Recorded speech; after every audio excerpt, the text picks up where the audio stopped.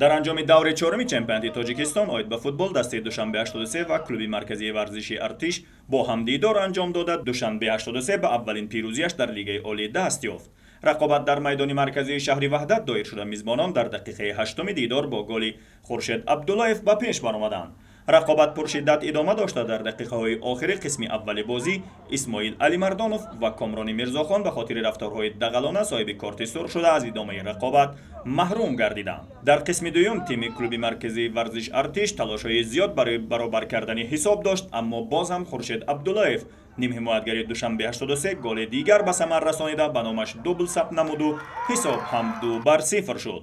ва ниҳоятан танҳо голи таскиндиҳандаи меҳмононро дар ин вохӯрӣ дар дақиқаи 88-ум Фирӯз Бобоев ба самар расонида, ҳамин тавр бо ҳисоби 2-1 душанбе 83 аввалин бор аст дар лигаи олӣ шаҳди пирӯзӣ мечашад. пас аз ин пирӯзӣ душанбе 83 ба зинаи ҳаштуми ҷадвали мусобиқот баромад.